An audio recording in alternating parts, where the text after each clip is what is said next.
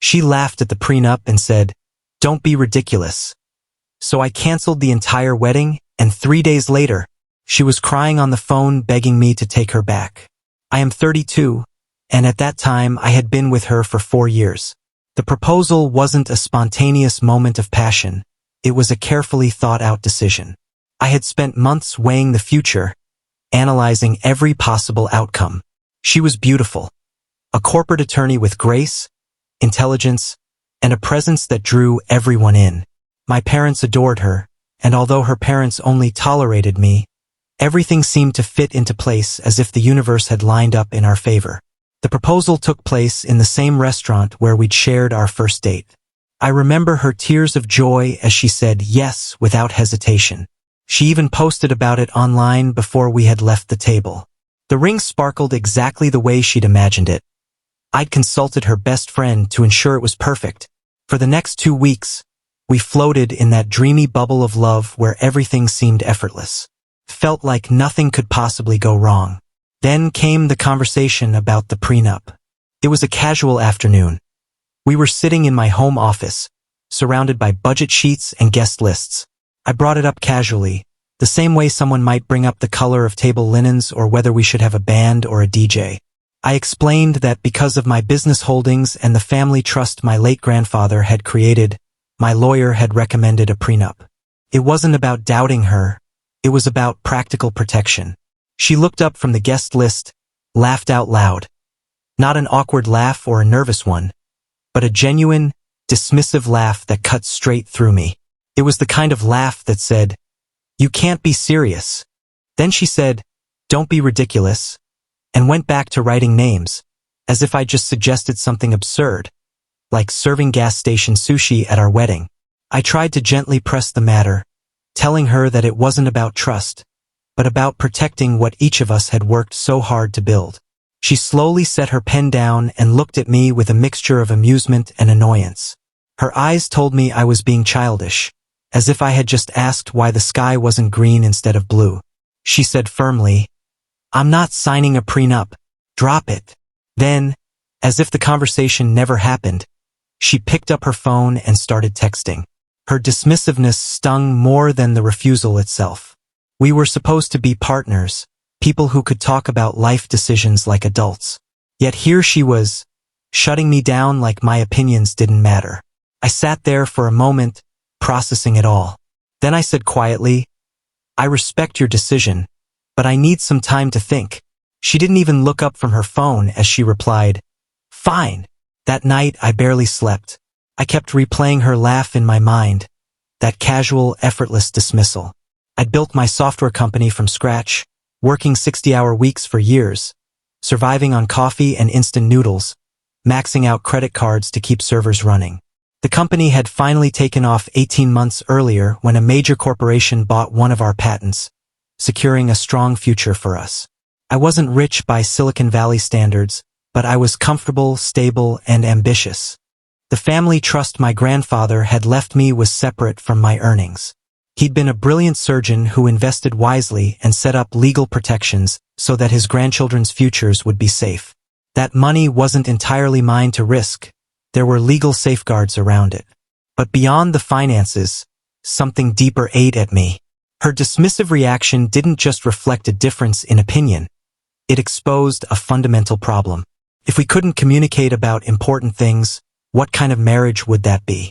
By morning, I knew what I had to do. I called my lawyer first thing and explained the situation. He wasn't surprised. He told me I was doing the right thing by taking the matter seriously. Then I spent the rest of the day making calls. The caterer, the venue, the florist, the photographer, the DJ. I canceled everything. I accepted the cancellation fees, politely requested confidentiality, and moved on to the next vendor. By noon, the wedding that had been scheduled for 6 weeks later was completely dismantled. The venue deposit alone was a loss of nearly $15,000. The caterer charged 20%. The florist, who happened to be a family friend, refunded everything. I didn't tell her that day or the next. I simply continued living my routine. She was busy with work and wedding planning, so my silence blended easily into her evenings of seating charts and menu debates. 3 days later, everything collapsed. The venue called her to confirm the cancellation. My phone started buzzing repeatedly during a client meeting, 17 missed calls, 32 texts, all ranging from confusion to anger to desperation. When I finally stepped out and called her back, she answered instantly. I could hear the tears in her voice before she even spoke. She asked why the venue was saying the wedding was canceled. I told her there was no mistake. I had canceled everything. The line went quiet except for her unsteady breathing. When she finally spoke, her voice cracked as she asked, "Why?" I reminded her of our conversation about the prenup, how her refusal to even discuss it made me realize we weren't ready for marriage. I told her that a marriage requires the ability to talk about hard things, and she had refused that conversation entirely. She started crying, saying she'd sign the prenup now, that she didn't know I was serious, that she loved me. She begged me to reconsider, said we could go to counseling, that we could fix it. I listened quietly. Then I asked her a simple question. Why are you willing to sign now, when just 3 days ago you laughed in my face? There was silence. Then she said I was being unfair, that I should have explained how important it was. I reminded her that I had explained it, but she had chosen to dismiss me. I told her that her sudden change of heart proved it wasn't about principle. It was about control. She thought I would cave. When I didn't, she folded. That wasn't partnership. That was power struggle. She started sobbing, saying I was ruining everything over a stupid piece of paper. She said her friends would ask questions. Her parents had bought plane tickets. Everyone expected a wedding. That's when I realized something powerful. She wasn't crying over losing me. She was crying over losing the wedding. The optics. The embarrassment. Not the relationship. I told her calmly she could tell people whatever she wanted. Then I said I was sorry for the pain this caused. But my decision was final. And I hung up. The following days were brutal.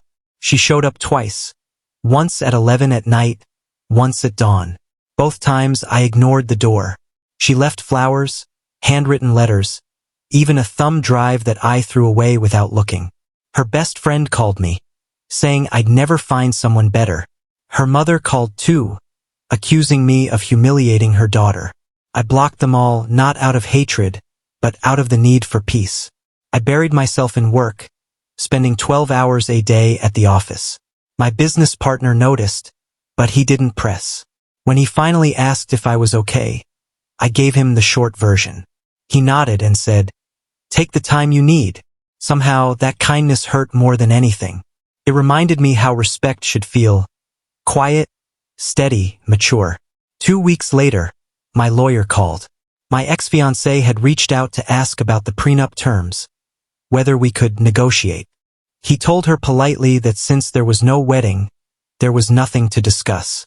That same day, I received a long email from her. It was calm, thoughtful, even vulnerable. She apologized for laughing and explained that her parents' divorce had scarred her.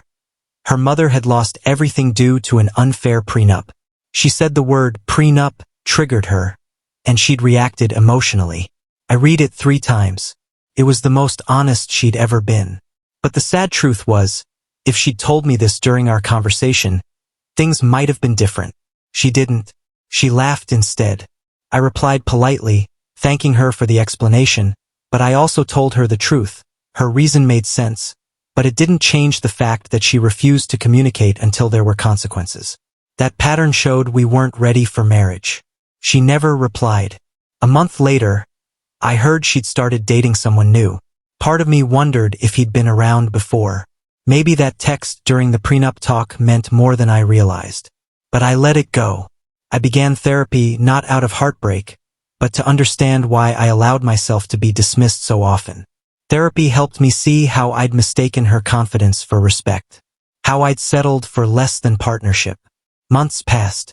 One day, I ran into her at a coffee shop. She was with her new boyfriend but walked over to say hi. We talked briefly. She said she finally understood why I did what I did.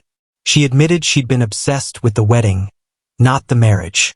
Then, she asked softly, "Would you ever consider trying again?" I smiled sadly. "No," I said. "I think we both deserve a fresh start." She nodded, thanked me for ending it when I did, for giving her a chance to learn the hard truth before it was too late. 6 months later, my company was acquired. It was a life-changing deal, the kind that would have made divorce a financial nightmare if I had married her without protection. I didn't feel vindicated, but I did feel relieved. My lawyer took me out for drinks, congratulated me, and said, "Most people don't have the strength to walk away from comfort when they see red flags." His words stayed with me. A year later, I met someone new, an architect with her own firm, confident yet kind. Early on, I told her the whole story. She listened and then asked, "What did you learn about yourself?" I told her I'd learned to trust my instincts, that how someone handles disagreement reveals more than how they handle agreement. She nodded and said, "If we ever get married, I'd want a prenup too. Not because I expect to fail, but because I respect what we've built." That day, something clicked inside me. This was what real partnership felt like. Mutual respect, not control. Looking back, I don't see a failed engagement. I see a moment I chose my peace over pretense. The prenup was never about money. It was about respect, trust, and communication. Sometimes the best revenge isn't loud or dramatic. Sometimes it's quiet, living a life of clarity, peace, and self-respect. So, if you enjoy stories of strength, self-worth, and real lessons in love, don't forget to hit that subscribe and hype button. Your support keeps these stories alive.